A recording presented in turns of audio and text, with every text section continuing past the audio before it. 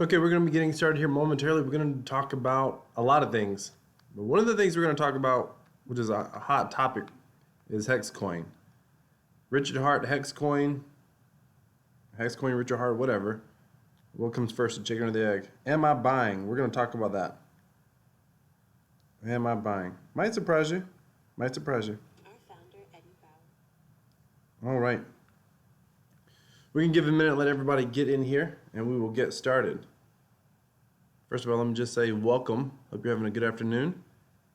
We're going to be talking about a lot of things. We're going to be doing a general update on a lot of crypto projects, but we can't not talk about Hexcoin.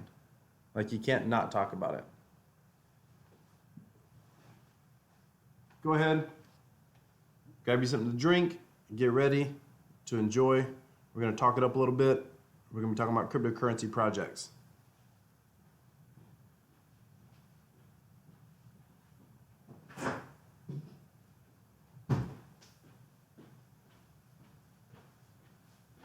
My current beverage of choice personally, Diet Mountain Dew. Hear that? Give it a minute, let some more people get up in here on this Friday afternoon. Do me a favor as you come in, smash that like button. Smash that like button.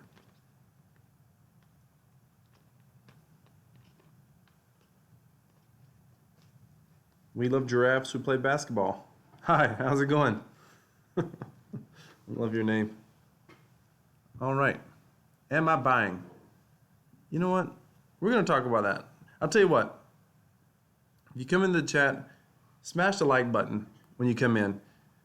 If I get 20 likes, I'm going to tell you my specific strategy on Hexcoin. Well, we need to get 20 likes. Vitamin water. Didn't 50 Cent create that or whatever originally? Seems like he created that or he invested in it early on before the company that owns it now bought it. I think Pepsi owns it or somebody. Coke, one of them owned it now. All right. So let's get started. Go ahead and smash that like button. If we get 20 likes, I'm going to give you my specific Hex strategy at the end.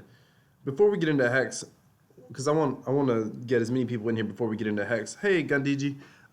I want to get as many people in here before we get to Hex. So let's just jump in and talk about some of the other projects. And I'll just tell you kind of what I'm doing. Don't take anything in here as financial advice, blah, blah, blah. You know that stuff. I'm not your financial advisor. I'm a net loser in the crypto space. That's why this channel is under entertainment and not education. See how that works? All right. So let's go. All right, let's go. Let's first talk about BetFury. What's been going on with BetFury? First of all, I got to tell you something. In cryptocurrency, you got some of the most fickle people on the planet. And unfortunately, what I'm learning, especially through this Hex fiasco, is I used to think it was just a immaturity thing sometimes. But I'm learning that it's not so much, maybe it's, meaning I thought it was just because there are a lot of young people in this space. So I thought people just get emotional about stuff. But I've come to realize that no, there's just something about people in crypto, man. That they are some interesting, fickle, emotional people. What I'm getting at is, in the BetFury Telegram, people were complaining because the divs were slowing down, blah, blah, blah. I'm at 70,000 tokens. The divs are slowing down and they act like the sky's falling. Listen, divs are always going to slow down at some point. I don't think the sky is falling, and I think they're probably going to be, they'll probably be around for a while. I don't see BetFury disappearing at all. What I can tell you is they are extremely, extremely active in their Telegram. One of the most professionally ran Telegram groups that I've personally been a part of. I mean, they've got somebody around the clock for like customer service type people in their Telegram around the clock, which is kind of cool. They brought out the slots. In the US, you can't play slots. Now, here's what did surprise me about BetFury. I thought slots, because it's 8 TRX to mine one token. I thought that was going to pump divs. Like, I really thought, wow, we're going to pump divs on that one. And slots are my thing. I haven't really messed with it. Doesn't mean I wouldn't mess with it at all, but I hadn't really messed with it. It's not really my thing. We didn't get much of a diff pump on it at all, which I thought was interesting. And I think part of it's because they are working hard to be compliant. You can't play slots if you're in the U.S. You can use a VPN. By the way, just know this. I don't think it's actually illegal for, at least let me say this. Some states probably have specific laws. Most states do not. I happen to know this from my past, my background. Most states don't have specific laws about gaming online,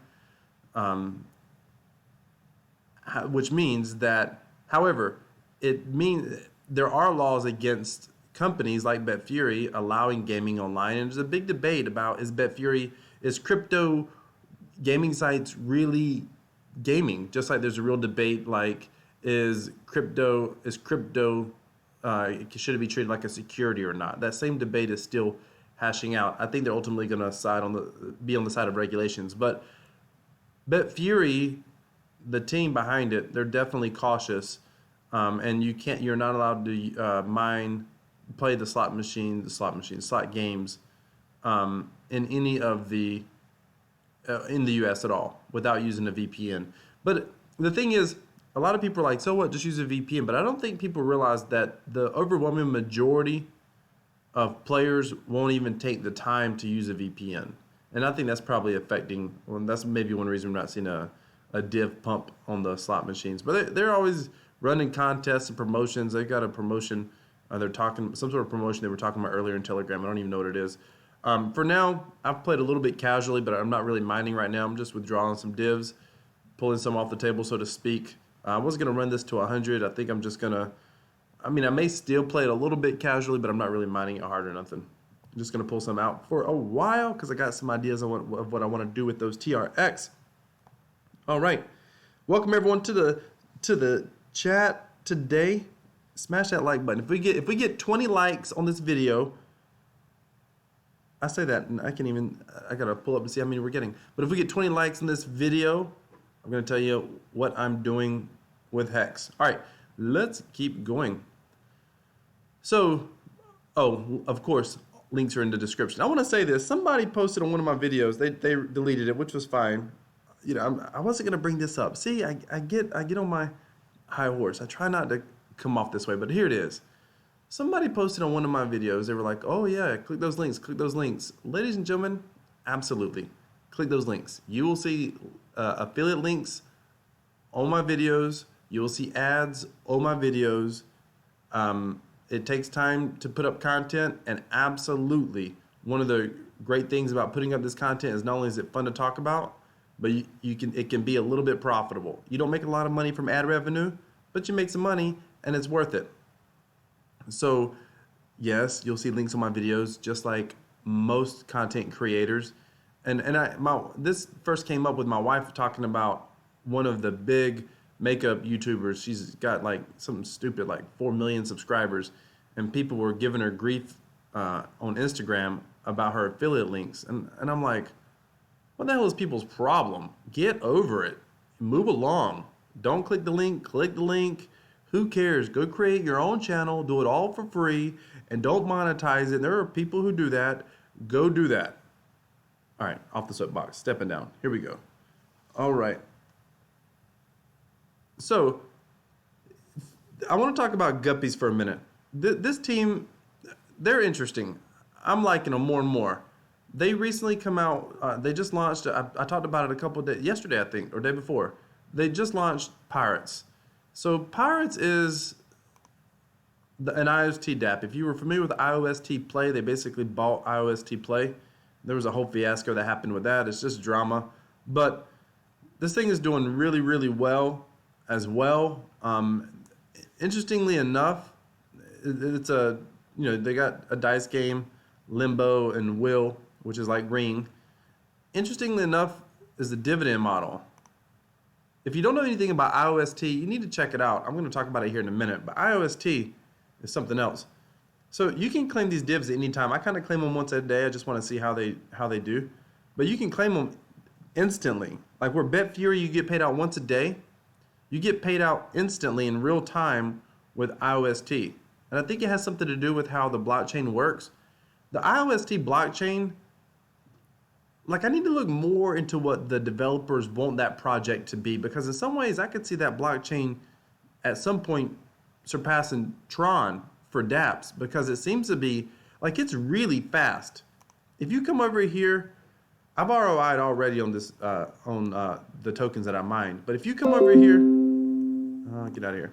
If you come over here and mine the dice, like it is so, you'll notice it's way faster than any other blockchain like dice game that you've seen, like on Tron. It's way faster. Like you thought, it was amazing to go from Ethereum to Tron, just from a dApp perspective. Here's the crazy thing. It's more decentralized than even Tron. Now, Tron's got Justin Sun. If that guy's nothing, he's a marketer.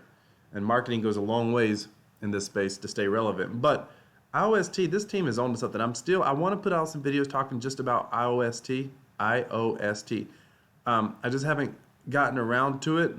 But I first found out about these guys because I got into fish and chips. Referral link, see, in the description. I got into fish and chips. So fish and chips is a virtual deposit contract. Shout out to gundigi.io. If you're in Ethereum, go join that virtual deposit contract. But fish and chips is interesting because it's 11% in and 11% out. However, they're getting node rewards. They have a node. A node in IOST is kind of like if you were, for lack of better terms, like a super representative in Tron.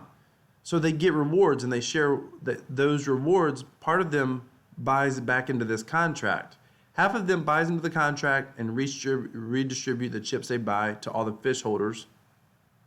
And then half of them, they burn the chips. So the price, the floor, the bottom price keeps rising. And so whether anyone buys or sells or not in the contract, you're still earning dividends. And so these are every day you'll see this. These are the buys right here. These are separate. These are people buying and selling chips. These are the buys right here in the contract. So one of these there's like two different types of nodes basically, and this is the IOST that's coming from those nodes that they're using to buy back into the contract. The virtual deposit contract, the fish and chips contract. This here is 10% of the iPirates dividends, or the house version, the house dividends, so to speak, come back into the contract as well. So the first day they had two buybacks. It was like 2,000 and 2,000. And then we got up to 4,000 on the second one. And now we're still around 4,000. You see it's going up a little bit. But all of a sudden, 12,000 yesterday. I don't know. There's just something to all of this, what they have going on. And they develop so fast. Shout out. And by the way, one of the best telegrams that I've seen that's not run by a company like BetFury, as far as a project that's developing, meaning it's a community, but it's not like just a community, right? I mean, the speed at which they develop, the things they talk about, and the developers, the way they talk, I don't know, they get it they get it. Not everybody in this space gets it, but they clearly have like good business type minds, like they understand crypto. It's just kind of fun to be up in there. No cross, we haven't got to the hex talk yet. That's gonna be coming a little bit later. If I smash that like button, if I get 20 likes, I'm gonna give my specific hex strategy. All right, so what I'm planning to do right now, just on the IOST front, by the way, I'm gonna keep withdrawing my Tron divs, and I'm freezing on Tron right now. Every day I freeze a little bit of Tron. That's just like my long-term, just hold it sort of thing. I freeze a little bit of Tron every day. I may buy in. I'm thinking about buying into the Guppies and their, did I do that right? I did that wrong. I'm thinking about buying into their iFry token. There was only 20,000 iFry tokens. But the iFry tokens, there's about, what is it? Like 1,600 Tron per token. And they basically, it's a, like, at first I wasn't really into it. I don't think this is accurate, by the way. Let me see, I'm just looking, I know what it was yesterday. No. I wasn't really into it a whole lot, but I keep watching the team and how they're working towards it. So basically, what they do with these tokens is they go out and mine the various dApps. It's like a general bet on the dApp space, including they mine their own iPirates. So you get passive Tron divs, passive IOST divs, and it all goes directly to your wallet. Oh, that is accurate. I think that's what the payout was yesterday. No, the payout yesterday was 13 TRX, I think, or 13 IOST. Anyway, but it's paid out directly to your wallets just to hold it. And for lack of better terms, imagine it like a mutual fund in a dApp space. And I just, for no other reason, I just kind of like the thing that prevents me from buying it in a way is there's not a really good open market to sell it on right now. But it's a neat concept that they're doing. It's a way to earn some passive crypto. I don't know. I may buy a couple of fry. All right. KuCoin. By the way, someone asked me how do I get my IOST. What I personally do is I just send my Tron to KuCoin. It's my favorite exchange, mainly because it's easy to set up. They don't require a lot of KYC stuff. I send it over to KuCoin. I send my Tron to KuCoin. Then you can use your Tron on the exchange. You can buy either TRX or you can buy, with your TRX, you can buy either Ethereum or you can buy Bitcoin. And then I send that, at that point, you can sell that for IOST. So you go from Tron to Bitcoin to IOST, or you go from Tron to Ethereum to IOST. That's what I do. Pretty inexpensive fees. Plus, it's an easy exchange to use. It's my favorite exchange. All right. Smash those like buttons. We got 20 like buttons yet? All right. So let's keep going. I want to talk about CryptoTab. Something happened this morning. I logged in this morning and I sent out an email to my email list. Those of you that are on my email list, you got that email probably, the Crypto Passive Strategy email list. I logged in this morning. Now it's sitting at about 16. I think that's about where I normally sit on my videos, and I'm doing my videos. I think maybe it's 13. Anyway, normally when I'm not doing a video, I'm between like 1800 hash per second. Normally. This morning when I logged in and I opened it up and I just looked at it, I watched it slowly. It just kept ticking a little bit higher and a little bit higher and a little bit higher and a little bit higher. It reminded me of like when I'm grilling my meat thermometer, like ticking up sometimes. It just kept ticking up and kept ticking up, and I kept thinking, what in the world? It went all the way, I think, 2,556 hash per second. And it's still that high if I'm not recording a video. And if those of you watching this, if you're using CryptoTab and you saw that your hash went up today compared to yesterday, leave me a comment. I ask people on my email list to reply back and email me, but leave me a comment. I'm just curious if you saw an increase, what was the increase, etc. Like, did you see an increase and how much was the increase? Because I'm trying to see if everybody got a raise. I went through a computer update and I thought maybe it was just something in my update caused it to go higher. I'm not sure. Just curious if you noticed a raise. I have one other friend that told me that he definitely saw a bump. So I'm kind of curious if everybody saw a bump or not. So just leave a comment and let me know. Now, just a quick run on CryptoTab. I normally withdraw when I get to 100,000 Satoshi.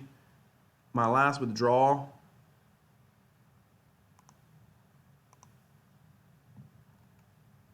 was on the 5th. We're currently on the 13th. And it took me 5 days to get the first 100,000. Let's see. I got, 2 more days where I'm at? Oh, I don't know if I'll get there. I don't know if I'll get there to 210 days. I'm waiting to get to 200,000 Satoshi because one of the areas I'm trying to advertise, they have some they have some fees that are a little bit more fees than what other places I was trying to advertise. So I'm going to go to 200,000 before I start advertising next. Now, I've been doing a lot of testing on advertising and the different areas and I create custom links and everything to see what's working, that sort of thing. I've been creating this entire time. Recently, I've worked on it a lot. In fact, I'm going to be recording some videos for it once I get off this live stream. But, so I ended up, I'm working on basically an entire crypto passive profits course, essentially, is what it is. It's an email course. And each email basically is going to end up with a video. It's an unlisted video. It's not public on my channel at all. And I'm basically walking through, congratulations, your first step, the big picture, why CryptoTab, CryptoTab, passive profits, fastest referrals, fastest way that I know to get referrals, fastest referrals part 2 basically, the 24-hour challenge. The whole goal is to be able to grow CryptoTab quickly, like quickly. Someone asked me what did I think was possible with CryptoTab. Listen, I'm getting about $42, I think right now, a month just in current crypto prices. And I have primarily done mostly free methods of marketing and advertising, or I've pulled out profits and reinvested. I've not done a lot. I do got one of my referral. Well, I've got more than one. I've got probably about 6, but one recently was telling me about some. He's just doing a lot of paid advertising for his CryptoTab, growing it, and it's amazing how fast he grows it. Like amazing. However, just even with free methods, if I was just using straight paid methods, if I was either taking fiat to crypto or just pulling crypto out from my holdings and using that, I mean, I probably could 10x what I'm doing now. That's $420 a month. Now, when you talk about not just advertising for direct referrals, but now you're teaching your direct referrals how to advertise, so you're kind of duplicating your knowledge, and you're basically bringing people on board and giving them the knowledge to be able to advertise for their own referrals. I mean, I think you could 100x it. I mean, that's $4,200 a month at current crypto prices. And the reality is, I think you can go far further than that. Like far further than that. It's a sleeper. Most people are asleep at the wheel on CryptoTab for sure. All right. I wanted to point this out. Quick update because I talked about it on my channel. CryptoPros is one way that I've promoted CryptoTab. I wanted to show you something.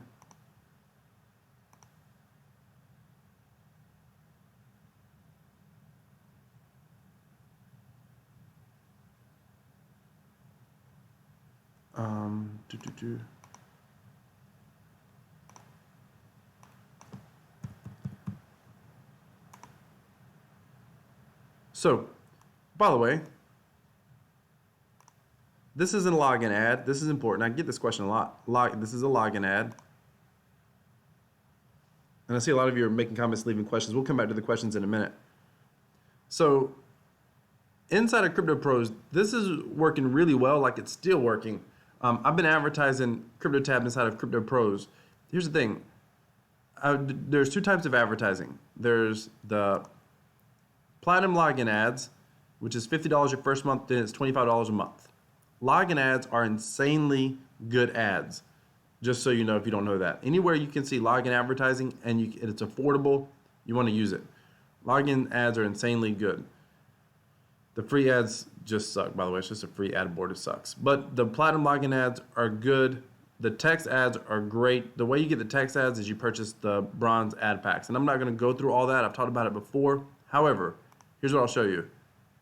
It was good all by itself. The bronze ad packs are $2 a day, and they're good for 14 days. And you can place a text ad, and you can place a text ad, which I'll show you what that looks like. That's not it.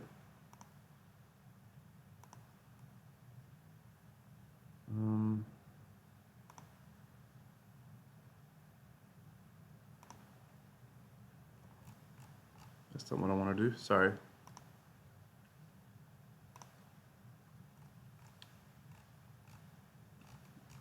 Those are all my text ads.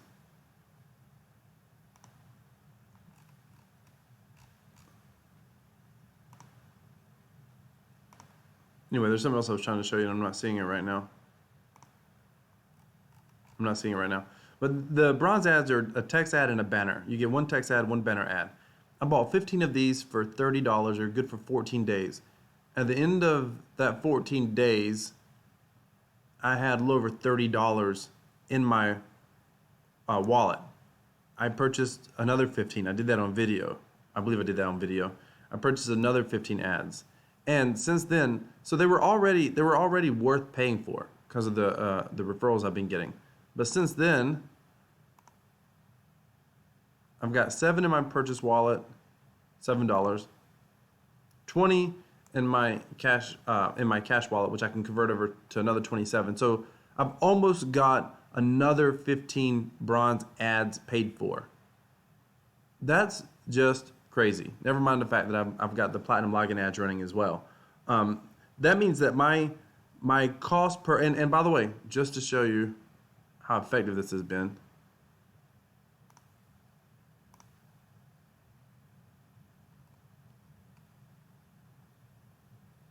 $7, $11. These are the login ads. And by the way, look how only 7, but they're mining a lot faster. And the text ads. And the best thing is they're actually referring people. They're referring people. 5, and they refer 2. And now the text ads, 5, and they've referred 4. Oh, I'm sorry, 8, and they referred 3. Sorry, 4 is active. And they remain active. They remain active, and they refer people. So that's awesome. But I cover a lot more than that. And CryptoPros is it's good. There are better places to even advertise. Well, let me rephrase that. There are places to get more referrals, but not all referrals are equal. That's some of the highest quality referrals that I've had that have continued to refer people and continue to remain active. And the advertising seems to keep paying for itself. At least it has so far. So I'm going to keep doing it for a while longer anyway. All right, that's CryptoPros. Smash that like button. We need 20 likes. Smash that like button. 20 likes, and I'll tell you what I'm doing with Hex personally. Quintuply, I want to mention this one. Some of you on my channel follow me, and you know that I have the $200,000 challenge, which I have a video about the $200,000 challenge in my description. I meant to say this. If you want to get this when I'm finished with it, I'm not finished yet. If you want this entire e-course or an email course, make sure you subscribe down in the description to the Crypto Passive Profits Strategy newsletter, because everyone on that newsletter will get this for free. All right. Quintuply. I wanted to mention this. I haven't talked about Quintuply a whole lot. Love Quintuply as far as a faucet goes. It's one of the best faucets, period. In fact, I would say it is the best faucet outside of free Bitcoin, but that's only because I run a bot with free Bitcoin. What I've been doing with this one, I earn the Satoshis and I pull them out and I just use them to advertise CryptoTab. But what I've been doing is I come here and I roll the faucet, but I also watch videos. And it's because it's passive. I'm going to show you something. Come here. Come to Hideout, open Hideout video or Hideout TV.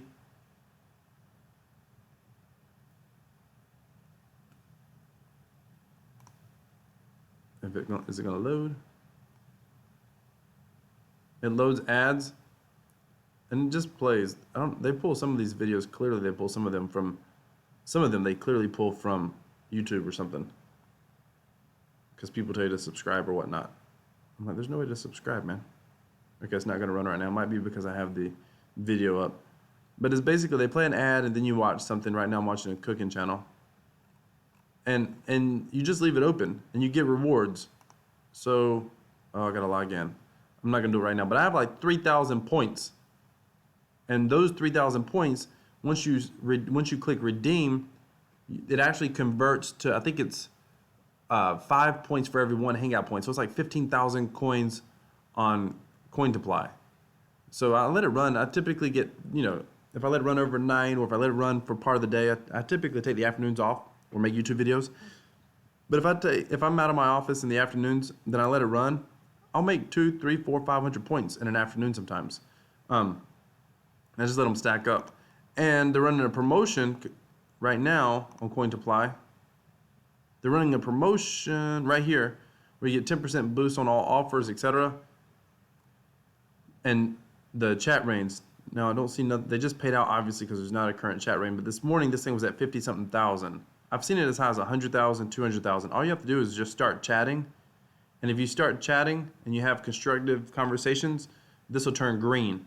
And then it'll tell you qualify. And you'll have like 0.05%, 0.1%, 5%, 1%, something like that, of the total pool that you see listed. And the way you get it to go up is you do the different things. on the different offers.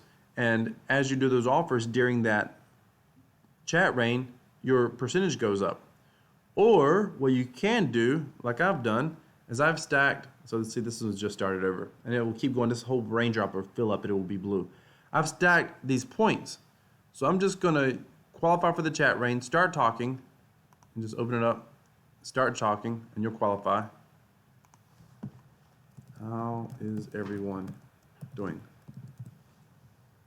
And then at some point it'll turn green, and then I'll just redeem all my points at once when this is when it's a big amount. Like I'm hoping for like 500,000. I've seen as high as 200,000, but I'm hoping for like 500,000. Someone just said holiday bonus pays on, okay. But neither here nor there. That's just my little strategy on, and you see it going up right now. That's my little strategy on coin to apply. I don't ever talk about coin to apply too much.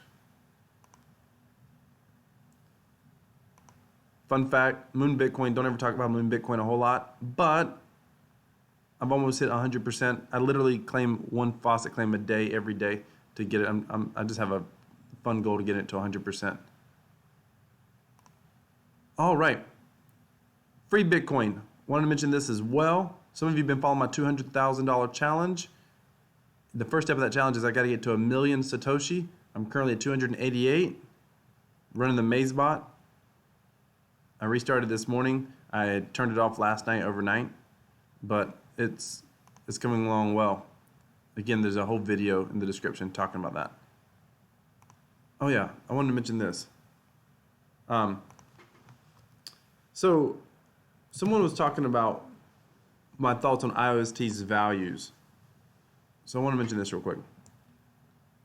I think in the next bull market, IOST is probably going to go up like every other altcoin and crypto project.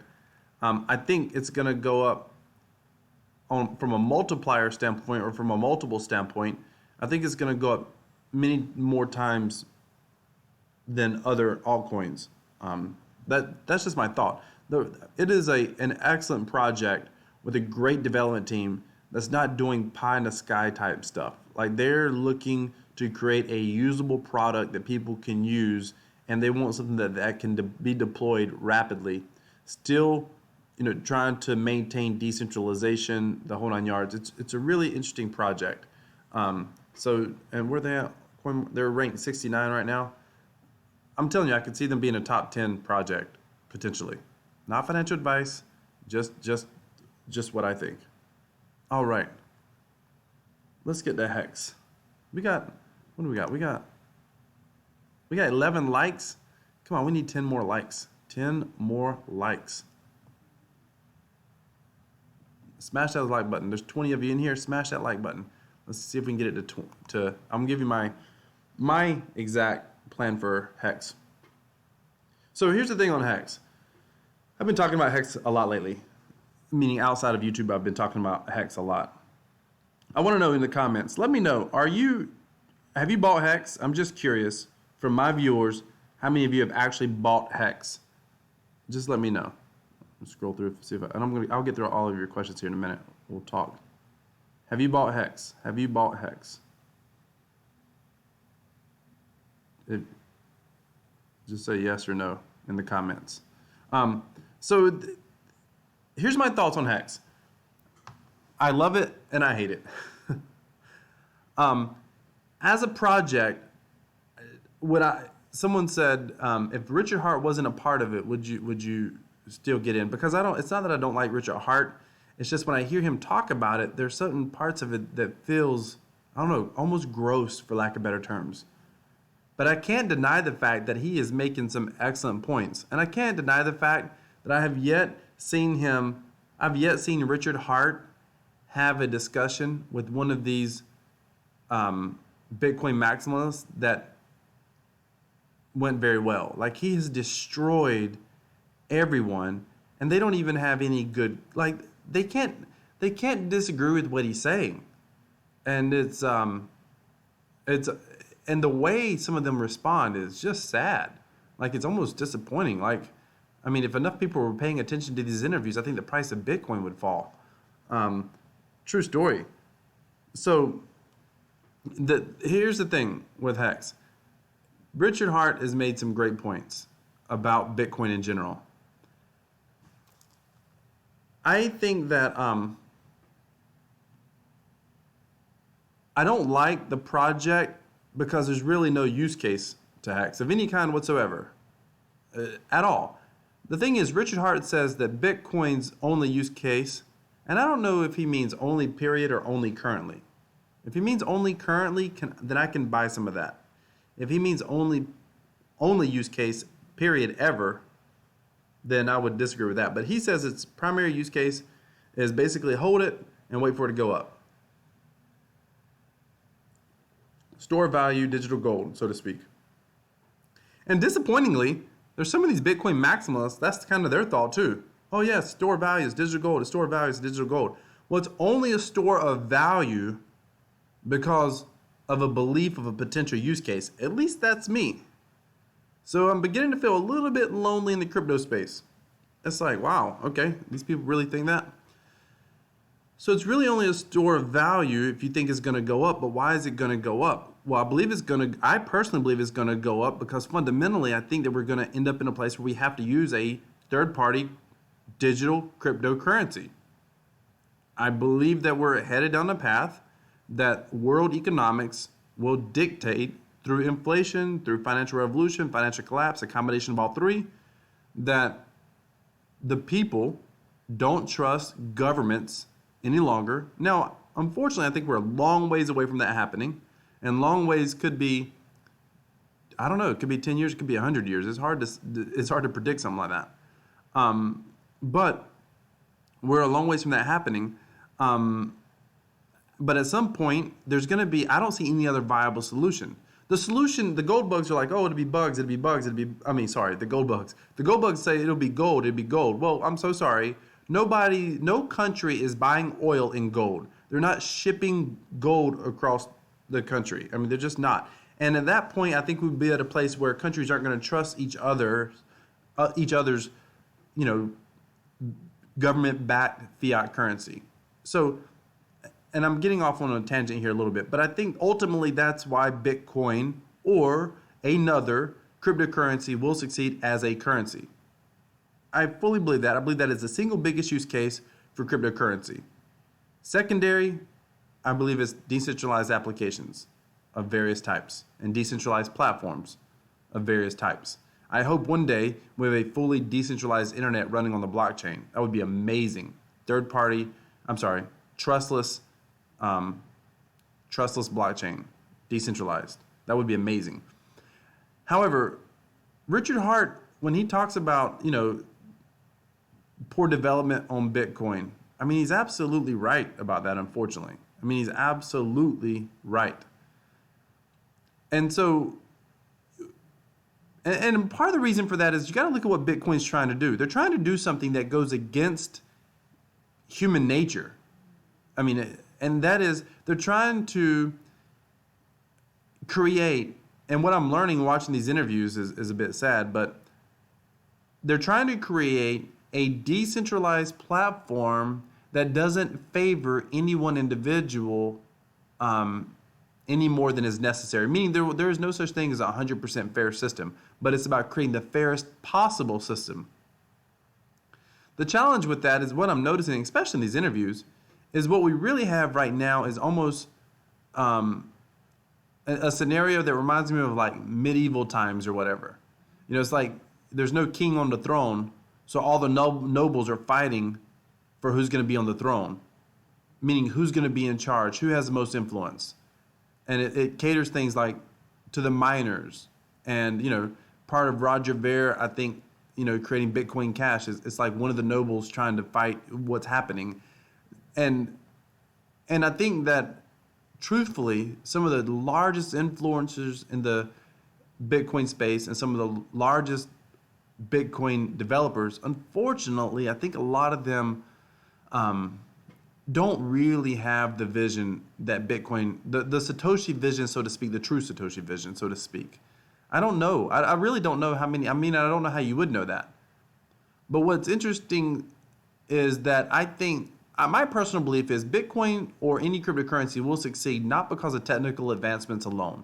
I don't think there will ever be a time where the technology is so incredible with blockchain, especially as a currency. Now, maybe as a database of some sort, but not as a currency. I don't know there will ever be a time that it works so much better, it processes so much faster than Visa, it's fully decentralized, it's fully private, it's fully, I don't think we'll ever see that. But I think that through necessity, cryptocurrency will succeed. It will not ever be a perfect option, but it will be the best option that almost anyone can trust individually, because you don't have to trust a government to provide your currency, so to speak, or to print your currency, or for monetary policy. Game of Clones instead of Game of Thrones. I just saw that, Gandhiji. No, it's so true. And that's why I think Bitcoin is going to ultimately succeed. I think it will be out of necessity. I don't think there will ever be a time like, wow, Bitcoin's processing faster than Visa. Nope, I don't think it's ever going to happen. I think there'll be a time when people are like, yeah, I don't trust Visa. I'll wait for my 15-minute transaction. I'll wait for my 10-minute transaction. I'll take that. I'll go to Starbucks. I'll process my cryptocurrency payment, and I'll sit there and sip my coffee before it passes, because if I use a government currency, I don't know that the value is going to be maintained, or I don't know who's going to basically play funny business with my money, so to speak. Interesting. It's really fascinating to me how long governments have messed with currencies. It's basically since governments have existed.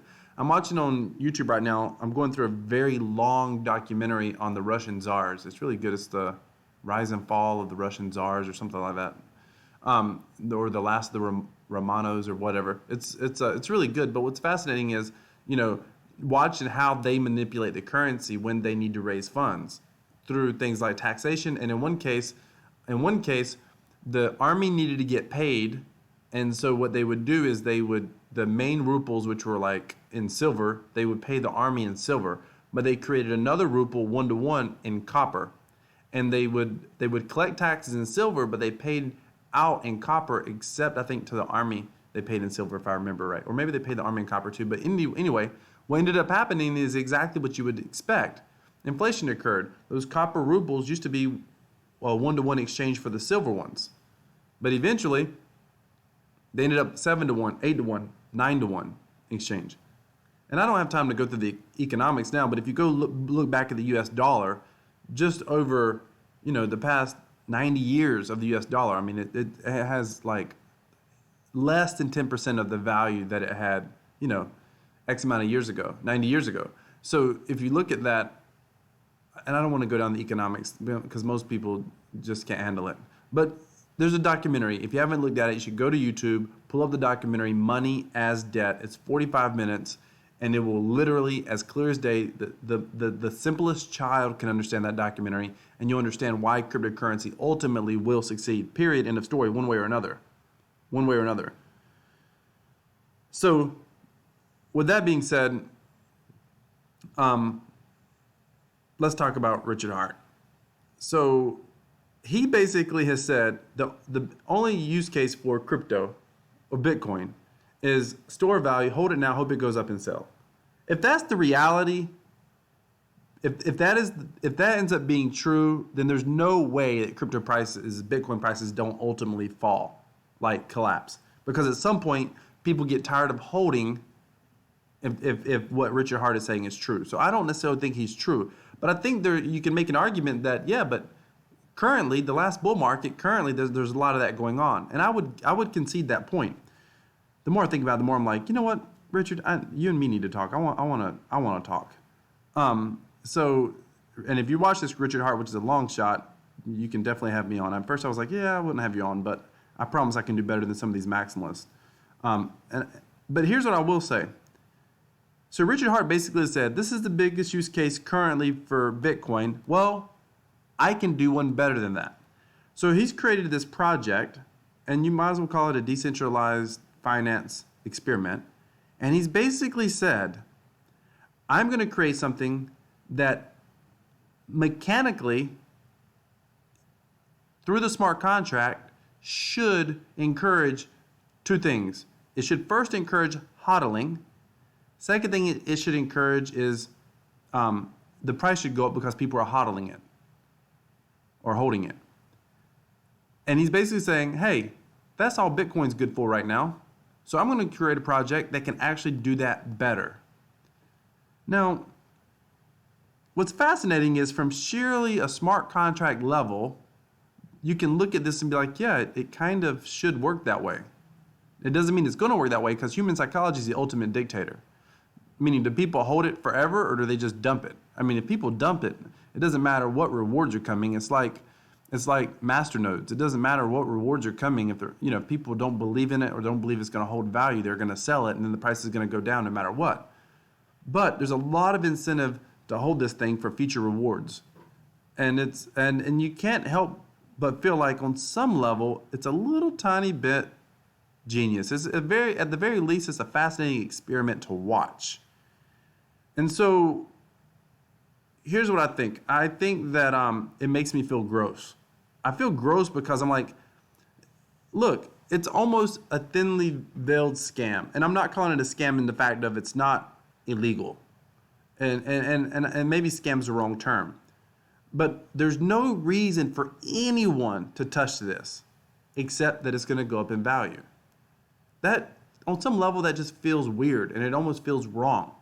Like, these things are useless unless they go up in value. They're useless unless everybody holds them. You would almost think by that logic, there are a lot of people that would be like, I don't want to touch it. But it's crypto. And it's Richard Hart, and he's pretty good at marketing, and he's great at explaining his points, and he's great at tearing down Bitcoin and, to some degree, Ethereum. So he's great at it. I mean, he's excellent at it. So he's built his case well. Now, I talked about in the previous video I did on my channel. You can go back, I think 3 or 4 videos.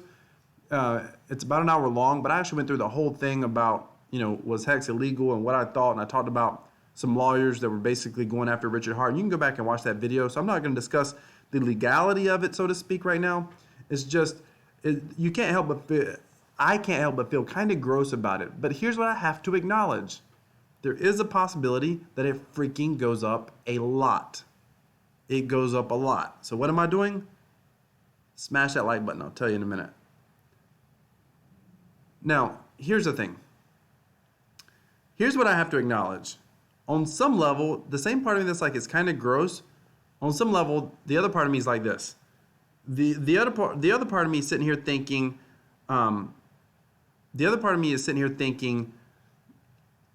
Okay, so it's only going to go up in value. That's the plan. It feels kind of gross, but then Richard Hart is clearly saying that. He's clearly saying Bitcoin's primary use case is to hold it and let it go up in value. That's what he's saying. That's the primary use case for Bitcoin.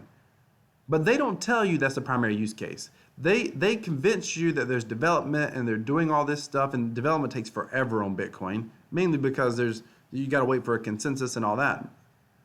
There's no, dictator, there's no Ethereum foundation behind Bitcoin, there's no, Tron foundation behind it, which is one of the things that a lot of us like, that it's very decentralized in that aspect. But development takes a long time, trying to find a consensus among a bunch of Indians that want to be chiefs, right? And there's not very many chiefs.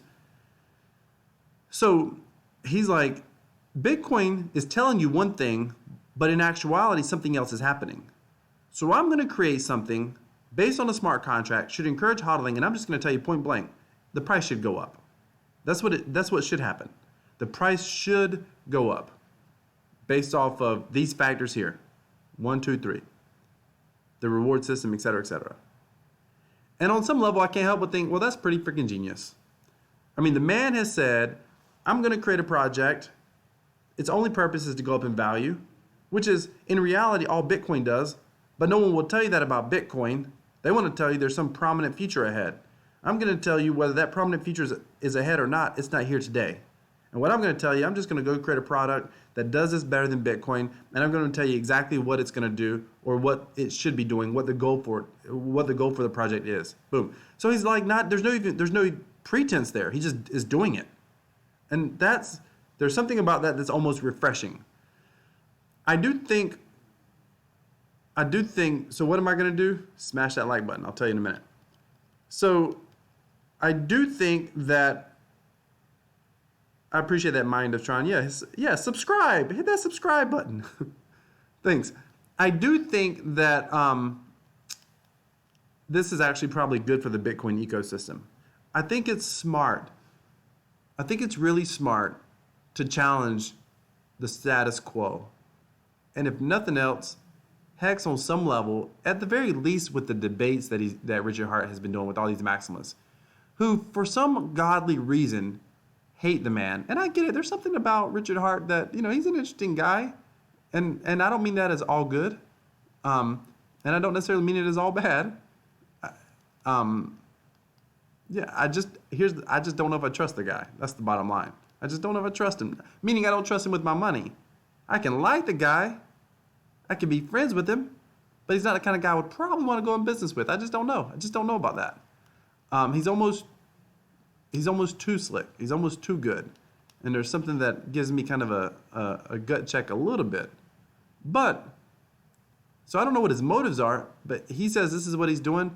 He challenges the status quo. And the sad thing is, these Bitcoin maximalists have no answer for what he's saying. Most of them get destroyed. Now, I don't know, someone can tell me, has Eric Voorhees done the debate with him yet? I know he was going to. So at least someone told me in the comments he was going to. I want to see that debate. I would love, and I hope I said his name right. Voorhees, is it Voorhees? I don't know if he's done that debate yet. I need to go look at his channel.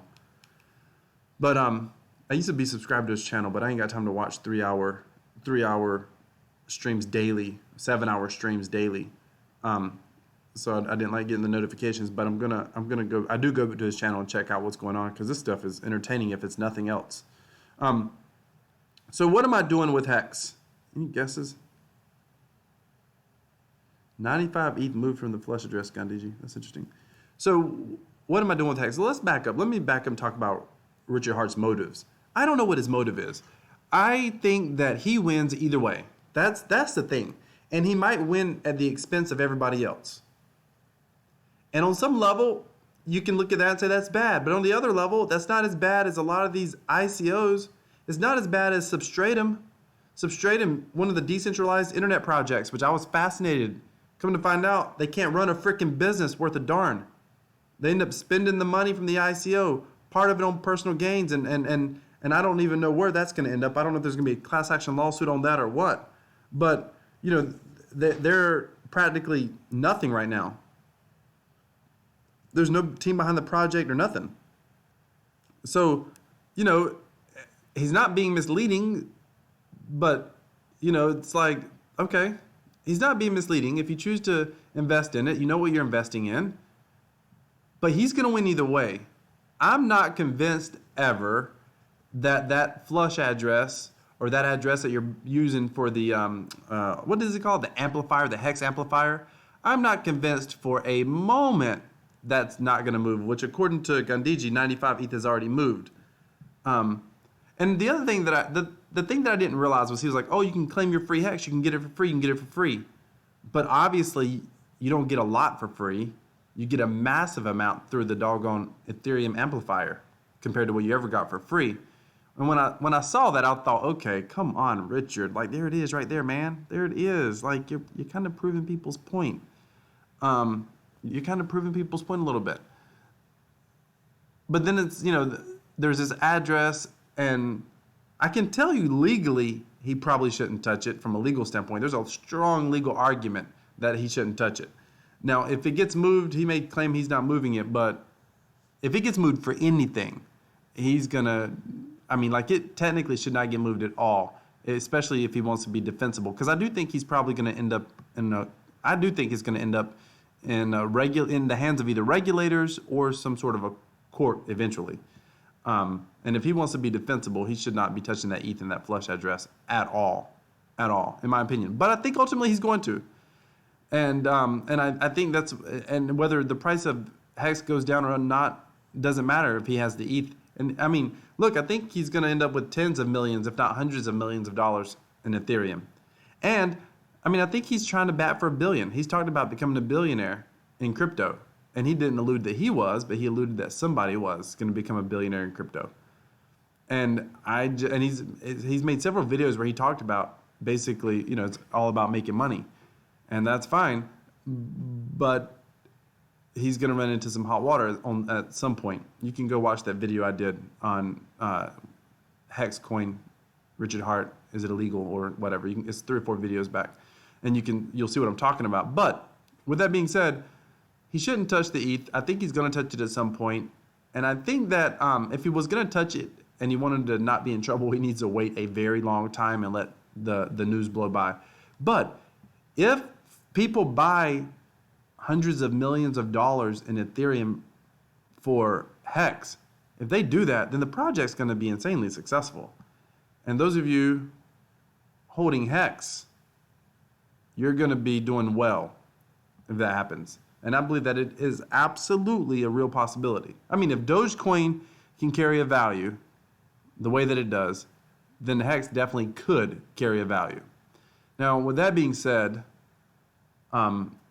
if Hex does well, Richard Hart's going to make a fortune because he has another address that gets, and it's a little more probably regulator friendly that he gets access to that, although it still would be something he would probably have to justify or defend in a court battle at some point, or at least a regulator would rule on. The worst thing about regulators, people don't know this, is when a regulator says something's wrong, then you're in trouble and you don't really get to defend yourself very well. It's not easy. If the EPA comes after you, or the FDA or the FTC ever comes after you, it's not the same as just a standard court battle. You may end up in court, but it's not the same.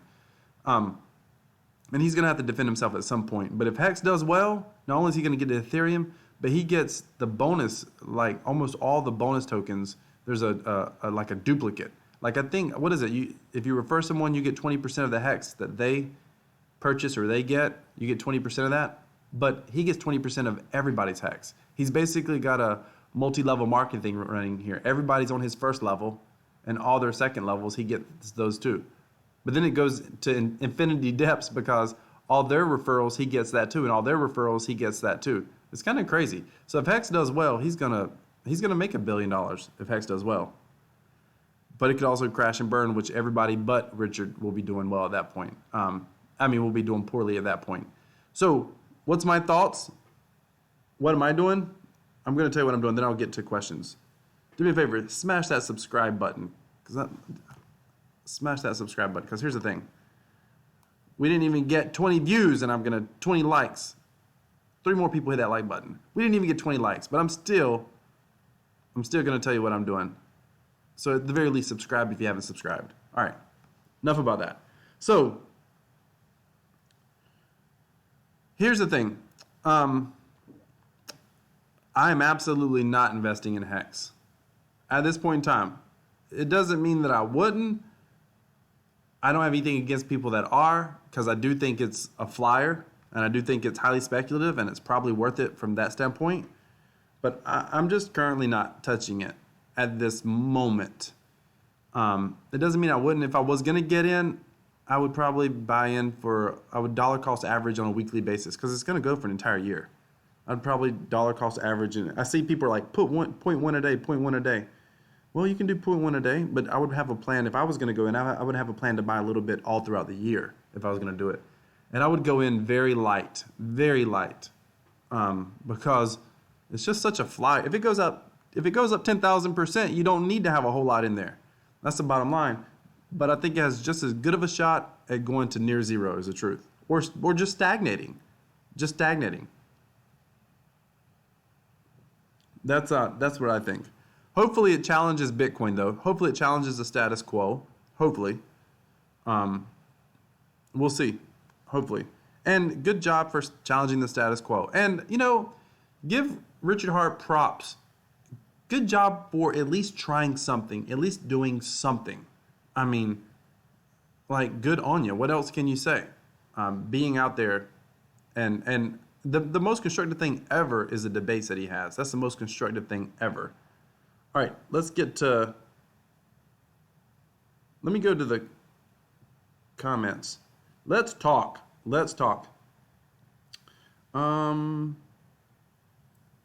Who is Avery said, oh yeah, we were talking about 50 Cent buying vitamin water. 100 million to promote it. There you go. Fermi GBM sets up. Hello, hello. Jizmac people that sent ETH to AA day one are wrecked. Not really. I mean, if they only sent a little bit, if they try to go in deep, yeah. It doesn't mean you're wrecked. I mean, it's gonna last a while. We love giraffes who play basketball. Is BTC Town still any good? I don't know. I don't mess with BTC. I haven't messed with that in a long time.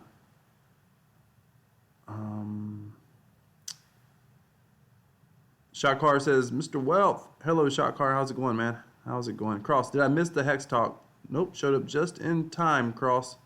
Welcome, welcome.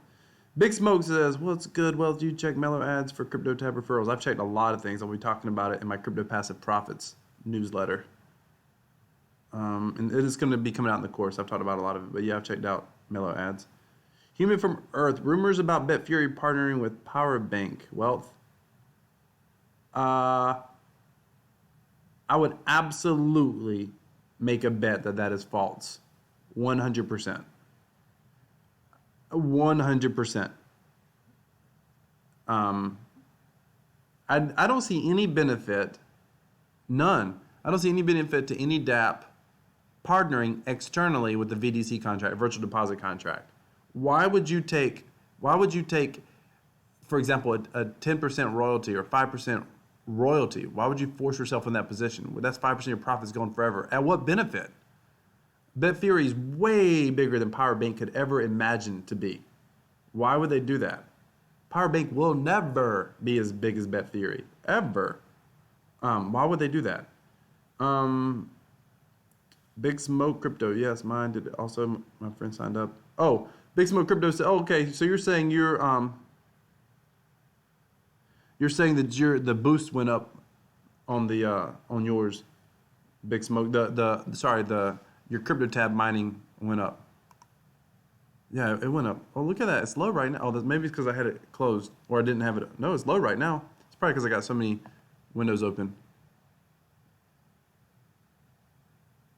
Shakar says I think he's talking about Hex. He buys Hex daily. We Love Giraffes doesn't have any Hex. Big Smoke Crypto has Hex. Drunk on Crypto, did you ever believe we would stream in 4K? Look, no, it's a great point. I mean, did you ever believe, like, when most of us were kids, did you ever believe gaming systems? And that's the argument about technology. And I get that argument. And I think crypto may get there, but we're just not seeing evidence that it's going to get there at this moment. Big Smoke, it's concerning that all these countries are creating fiat crypto. Big Smoke Crypto said it's concerning that all these countries are creating fiat crypto. Absolutely, it's concerning, but it's only concerning because it's going to work. Mass adoption in crypto will occur first, most likely. I'm calling it now. You saw it here. Smash that like button if you agree and you have it. But it will occur first with a country-backed, central government-backed crypto, meaning like a stable coin. That will absolutely happen first. And the reason is because we're in a time and era where we're moving to some sort of digital currency anyway. Period. End of story. Governments have been talking about it forever. They don't want to deal with paper money. They claim it's too easy to launder money when it's paper money. There's a lot of banks that if you try to deposit too much cash, there's all sorts of issues. I've talked about that on this channel. I actually know 2 business owners who lost bank accounts, one with Chase and one with Citi, because they deposited a lot of cash. One owned a payday advance, one owned a laundromat, and had been clients for years in both cases. And suddenly, because of new policies, the banks basically ended their banking relationship with them, but it was because they dealt with a lot of cash. I think it's Chase Bank. Right now, they limit your deposits to $10,000, which is fine. Most people don't care about that because most people aren't trying to deposit $10,000 in cash. But it's just a fact. If you had an honest, look, I know some farmers that probably have $100,000 in cash in their home. You're talking about, some old men that are probably in their 70s, 80s, retired, still alive, that, remember the Great Depression and, they never trusted banks. And my grandfather, rest his soul, was one of those people. Nobody knew it. He had, he had like 100, he had $100,000 in his house back then. Nobody knew it. until just a couple years before he passed away, and he told my grandma. She didn't even know it. But it's because he didn't trust banks. So the idea that you could have your own hard-earned money,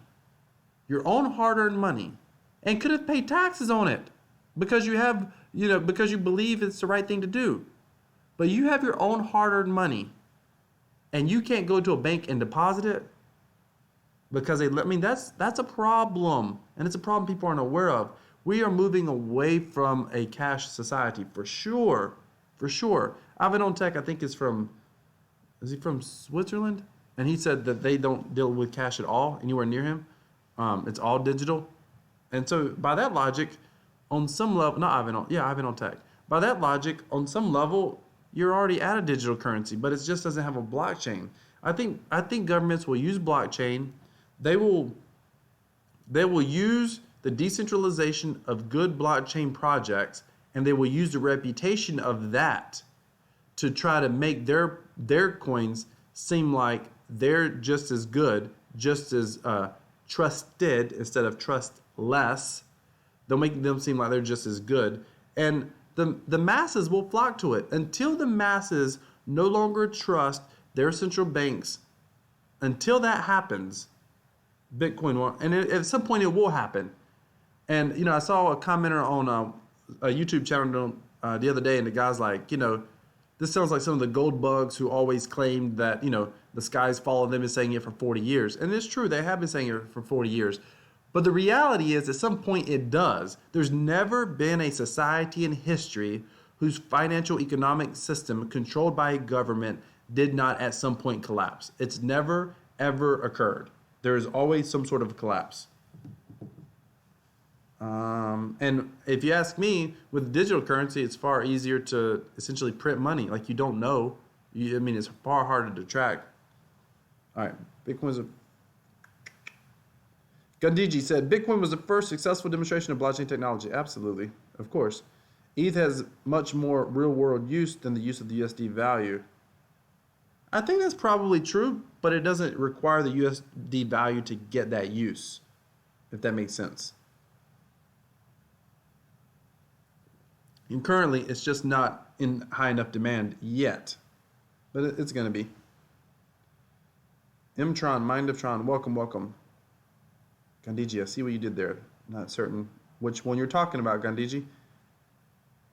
Gandhiji said 95 ETH moved from the flush address today. He's talking about the hex address. That's incredible. I started to say if that's true. I know Gandhiji knows what he's talking about. That's incredible. That is incredible. Joe said he's invested $40 in it, worth to lose it. Yeah, it's a flyer. And if it 10x's, you're rolling. That's right. Big Smoke Crypto said he's in Hex because Richard Hart's not being misleading about it. The only thing that I think he's misleading about is probably his intentions a little bit. Like, listen, if you go to the store and buy something, you know that entrepreneur who owns that store ultimately is trying to make money.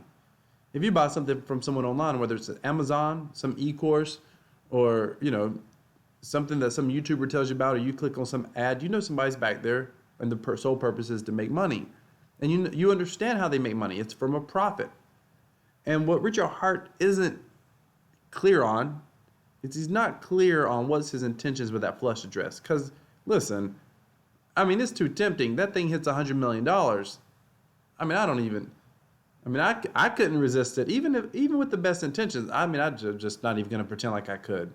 I probably wouldn't have to pull out the 100 million. I might not even pull out $1 million. But to skim some off of it, come on. How could you not? Gandhiji, I don't even think you could avoid that.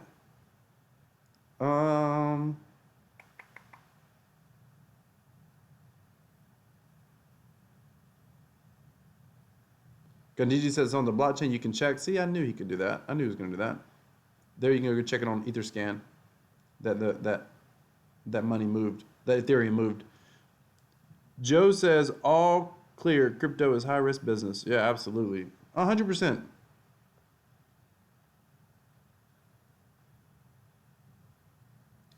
Only move it to upgrade. That's still going to put him in regulatory hot water, Mind of Tron.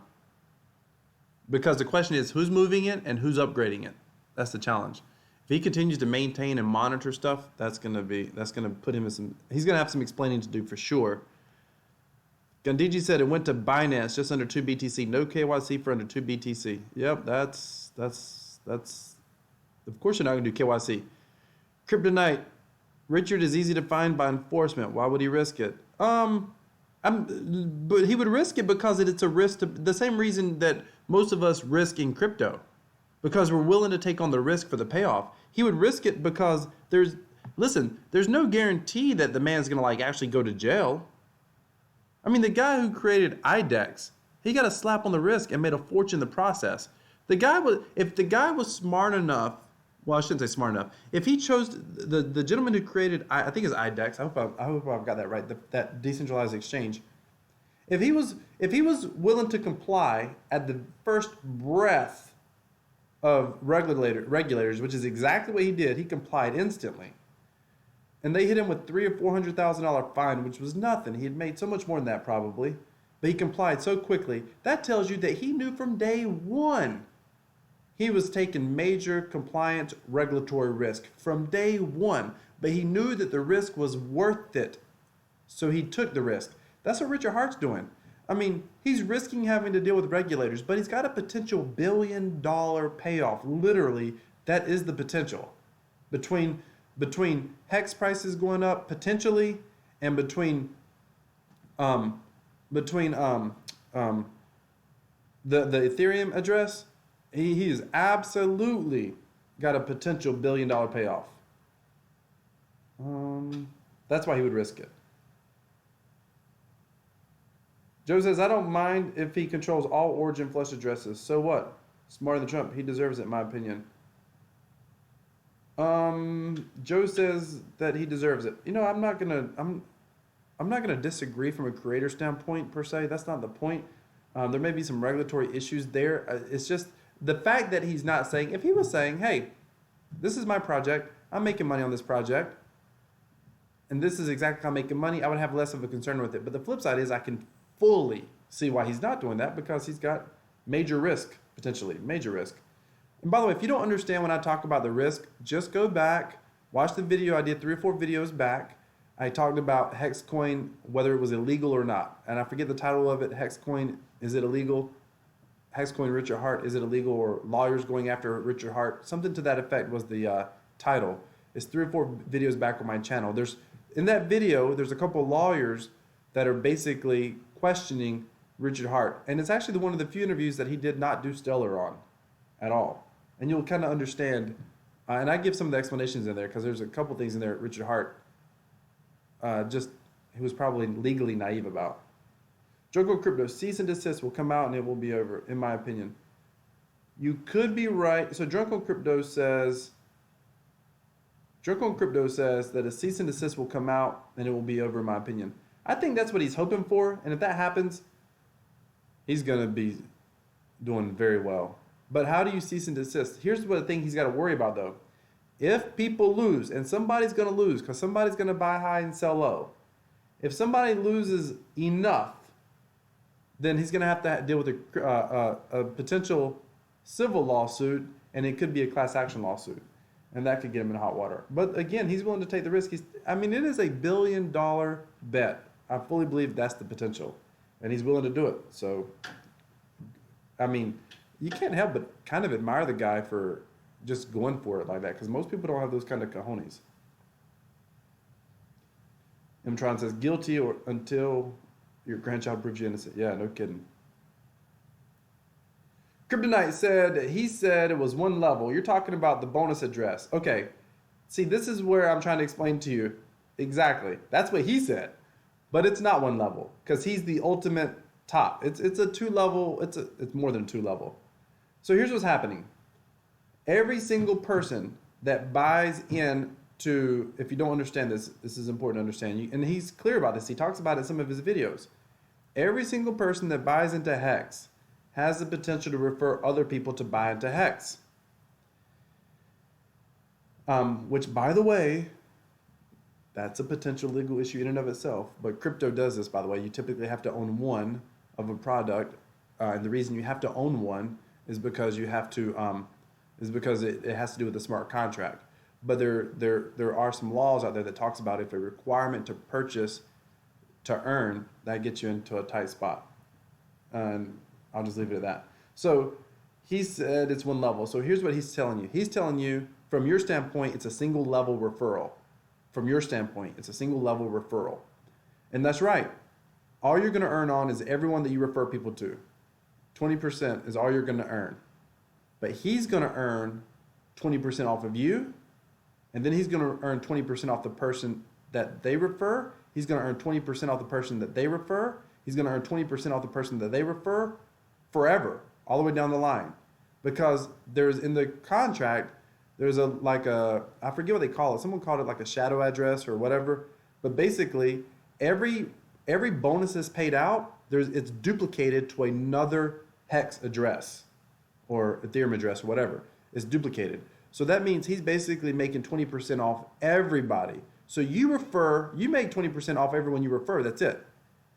But he makes 20% off the people he refers on his channel, plus off the people you refer, plus he makes 20% off those people as well. So he's playing by a whole different set of rules. Joe's putting in 0.1 a week. Big Smoke Crypto's putting in $2 worth of ETH each day. That's the way to do it. Gandhiji said, jump on Jerk on Crypto tonight. Richard Hart was on last week. Dang. How did I miss that? I don't know if I can. I mean, Friday nights is bad for me, Gandhiji, just so you know. Friday nights is either date night with my wife or it's family time with the kids. And tonight is date night. I wish it was a different time. But go check out Jerk on Crypto, ladies and gentlemen. Joe, I agree with you. Joe said, indeed, at least he's trying to educate. I agree with that. I do agree with that. Well, he's not trying to educate. I don't know if that's his goal, but he's just freaking educating. Absolutely. Future Affiliate Pro, happened to you as well? Future Affiliate Pro said he got a bump on his CryptoTab earnings. Yeah. Well, how big was your bump? If you're still in chat, how big was your bump, Future Affiliate Pro? How big was the bump?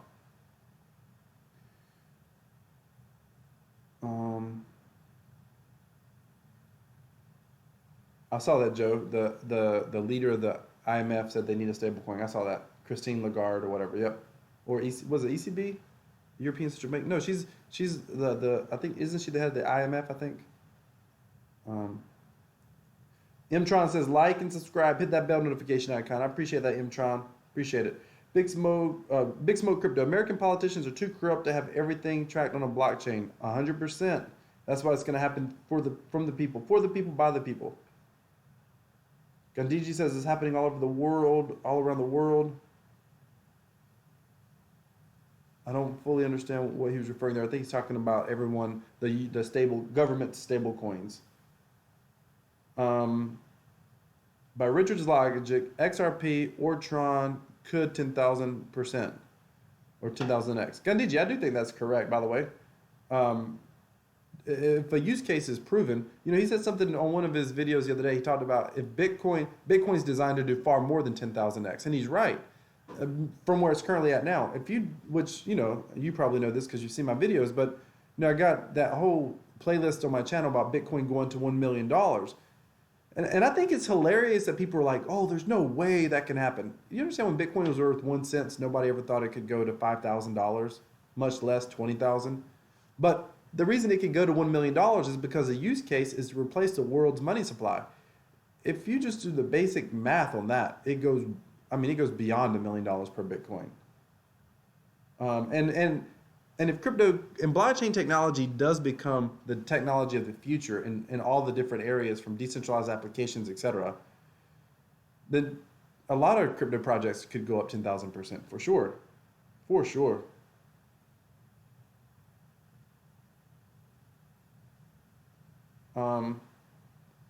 Big Smoke Crypto, Wells Fargo scams consumers all the time. Absolutely, it's true, but they get away with it because they're a bank. So does Bank of America. I should share that some point. I had a crazy issue with Bank of America once.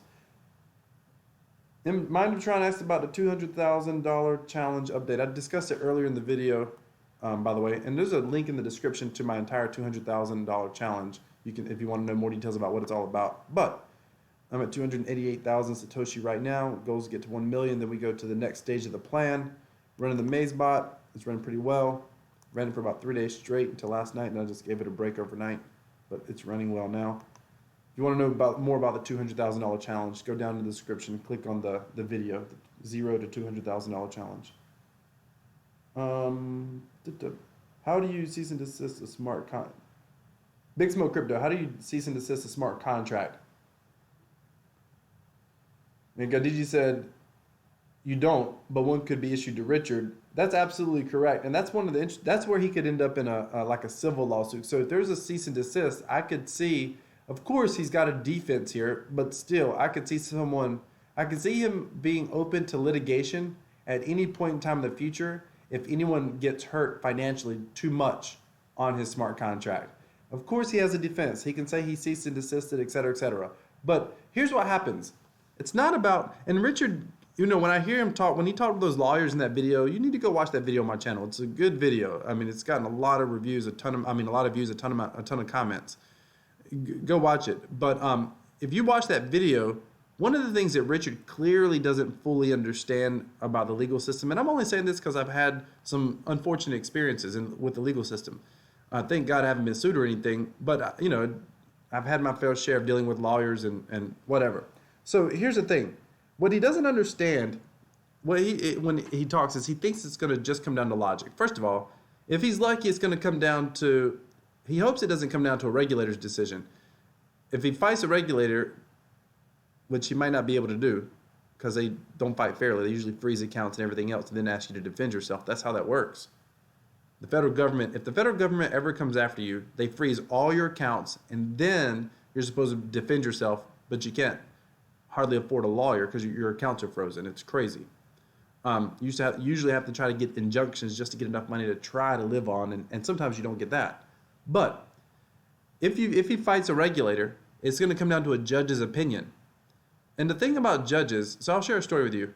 I know someone who was in a financial situation, not a financial situation, it was a business relationship with a contract, but it was over financing.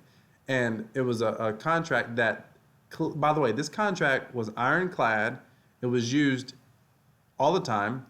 And there was one person in the entire business, anytime they had a customer basically trying to, it was over like financing. So anytime they had a customer trying to what they would do is they would basically go to finance companies and they would get finance companies they'd try to fight finance companies. And sometimes finance companies would just back away from the issue and write off the debt if it was a small debt.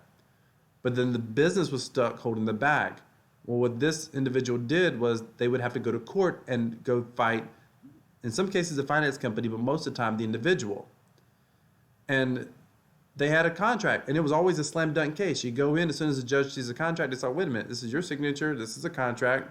You're responsible for this, period. And it was typically small claims-ish, like $500, $2,000 in there. And it's like, no, you're responsible. There was one employee, it was so cut and dry and so simple that one employee did that several times a week. It was her job, go to court, fight this, individual who's trying to, claim that, they didn't buy something they bought or whatever, trying to back out of some sort of a lease agreement or whatever.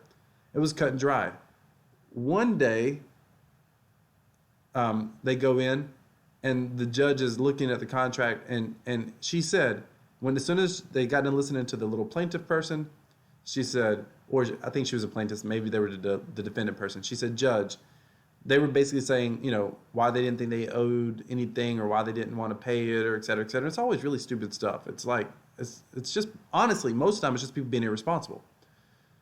So the judge, she says, Judge, can I hand you this contract? We have a solid contract in place.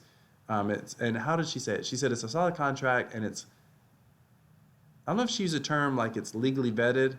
Oh, she said, sir, here's a contract. We have a legally binding contract. That's what she said. And the judge's response was, legally binding according to who in my courtroom? Which means it doesn't matter what that contract says. That day in that courtroom, he ruled against it. And he did rule against it that day. It was ridiculous. There was a clear signed contract. It was the only time it ever happened. But that's the sort of, and then, by the way, if it's a big enough issue, of course you can go take it up to a higher court sometimes and blah, blah, blah. But that's just a hassle. What's worse than a judge is a jury. You get Richard Hart in front of any jury in America today, and you get him in front of that jury, knowing good and well that chances are none of them know about cryptocurrency. Probably none of them own any cryptocurrency. And all they've ever heard is the government said that illegal people use Bitcoin for illegal transactions and money laundering. You get him up there and he tries to say, well, I'm not responsible because of this technicality. It's not actually mine. It exists because of decentralized technology and a smart contract on a blockchain. That ain't gonna work. There's a legal saying that says it's always better to settle out of court because you don't want your future trusted to 12 idiots. And what it's saying is 12 people who may not be educated on your defensive arguments. And that's what Richard Hart would have to deal with. Gandhiji said, I am drunk on crypto. It's my channel, by the way. Oh, I didn't know that. But I knew you probably had something to do with it. I didn't know it was your channel. How many channels have you got, Gandhiji? Gandhiji said, but he's talking about XRP. They don't claim to be specifically designed to go up to 10,000 X in 2.5 years. Right. No, that's true. Future Affiliate Pro. I'm just earning more due to hash increases. Right. But what percent, how much, I get that, Future Affiliate Pro, but what is your hash, like how much of an increase did you get? That's what I'm getting at, because I know you've got affiliates. Those of us that's got affiliates, I mean, that's just compounding. That's crazy.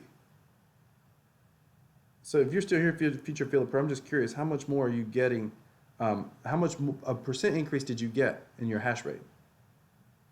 Free Bitco rocks. It primarily rocks because of the little maze bot. It's freaking awesome. All right. Anything else? 24 people are here. I just want to thank you all for being here. It's going to be interesting. Richard Hart. How did you guys get Richard Hart on your channel, Gandhiji? Did you just reach out to him? Just curious. And what's the channel? Is it just Drunk on Crypto? Let me know. I'm going to wait for it to catch up. While that happens, I'm going to check my divs. So here's the thing on this doggone IOST. They pay out 21% a day. I think it is 21% a day. I think, and 79% rolls over, or 71% rolls over, whatever it is. I think it's 79% rolls over to the next day. But you can claim your percentage in real time, your percent of the 21%. So last night I withdrew, I can claim these right now. I withdrew last night, I think I had 120 or 160. So already over that. I mean, it's just going to keep going up for a little while. I know the algo changes. Drunk on Crypto, this is me. Gandhiji, how many channels have you got? How many channels have you got? I thought Crypto Pindu literally was like your brother or something. True story. I didn't know that was you. Future Affiliate Pro. I know that algo changed. I fully know that algo changed. I'm just curious what percent of an increase you got. Do you know, like, where were you at yesterday and what are you at today on your CryptoTab earnings? That's what I'm curious about. And it's going to be great to see. I mean, that may be increasing some more as well, because I know when I first started using it under the old algorithm, I was getting like 30 hash per second. I mean, yeah, 30 hash per second, and then it went up to like 60, and then went to 80, and all of a sudden one day it just knocked up to 120. So then we may see some more hash increases coming in the coming weeks or months. It's hard to say.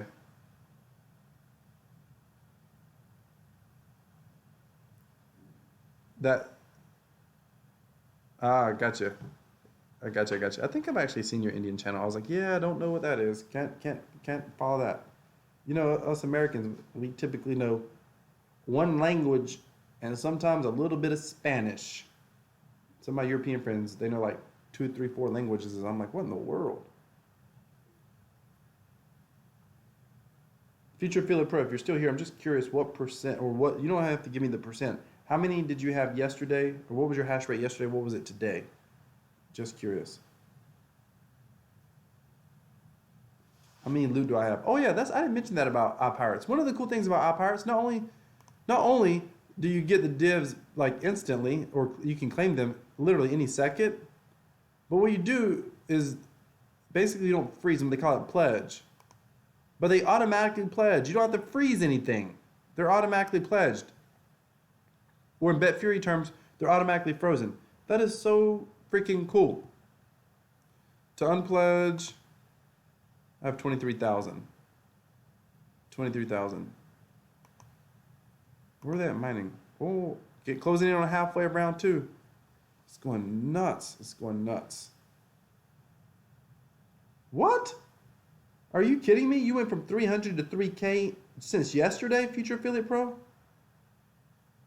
300 to 3K since yesterday? Okay, I did not go up that much. That is insane. I know there's a little bit of a lag. You need to let me know if that's the case. But Fury divs are doing about what you expect. About what I expect. Let me see. I'm going to hit 160 today. Probably 165. One of the things I like to check is I always check my active miners yesterday.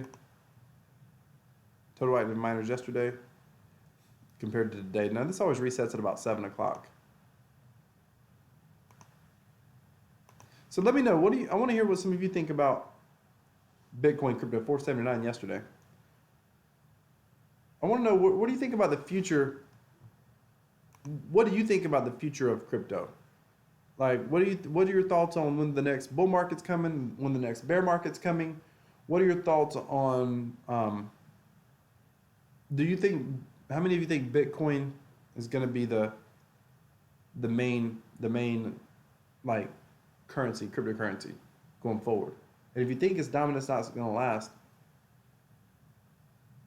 Future Affiliate Pro, don't talk to me about Orange Pie. I think that's garbage. I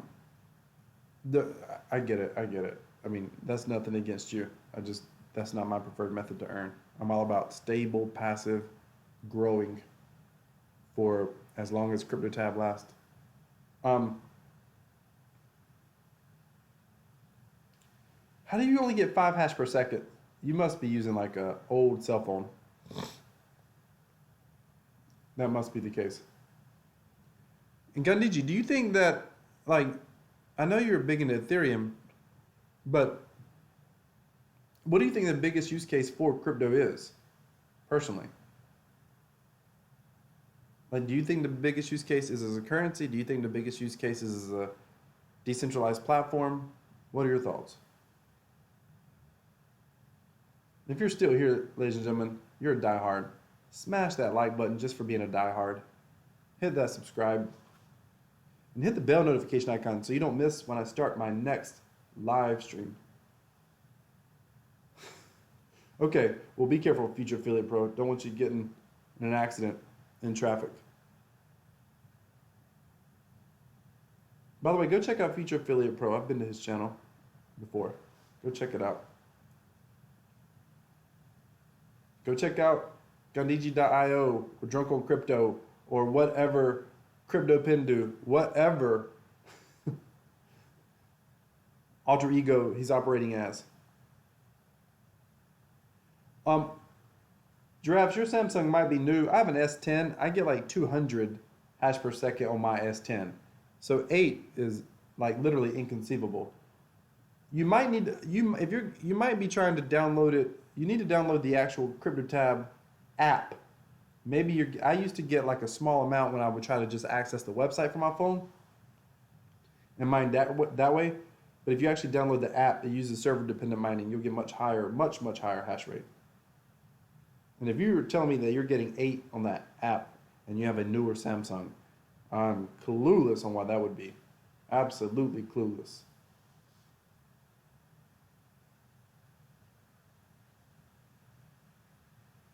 All right. We're going to go ahead and wrap this up, ladies and gentlemen. It's been an incredible time. I appreciate you stopping by. I appreciate you letting me talk a little bit. I'm going to go back and start working. In fact, I've got about 1 or 2 videos that I'm going to record. I'm going to tell you, so far, It's congratulations, your first step. The big picture. This talks about this particular video talks about the big picture of growing a CryptoTab business. Why we focus on CryptoTab? Because there's other income streams in here, but CryptoTab is the main focus. Crypto passive profits day one, fastest way to get referrals. By the way, this I've not published this yet, so if you subscribe, if you go down in the description and you click on the Crypto Passive Profit Strategy newsletter and you subscribe, you're not going to get this yet, just so you know. But you will get it once I finish it. My goal is to try to finish it before the end of the year, so in the new year we're all growing CryptoTab together. Crypto Passive Profits day one, fastest way to get referrals part two. CryptoTab Passive Profits day 5, 24-hour challenge. 24-hour challenge, and then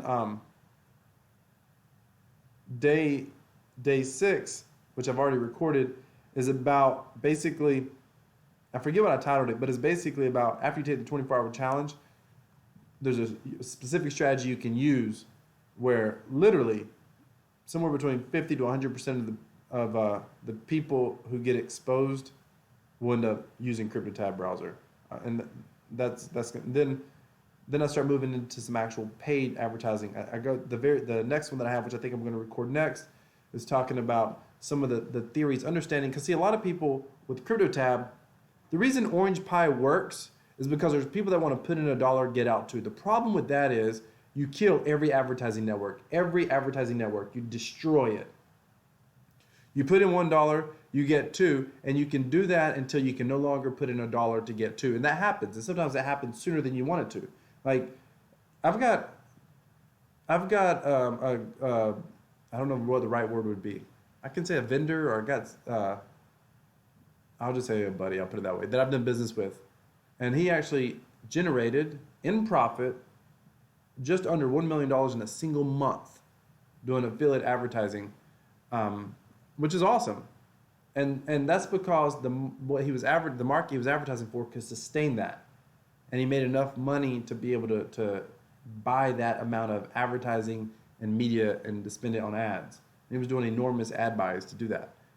However, a couple of things that happened. After that month, basically, he wasn't able to keep going because he didn't have new places to place ads. And you can't run ads but so often in the same place online because there's something called like banner blindness or ad blindness that occurs. But what typically happened, the only reason he could make that amount of money was because he made a lot of profit on that product, and at the time he had access to a lot of advertising that was really, really cheap, or cheap enough that he was able to make a profit.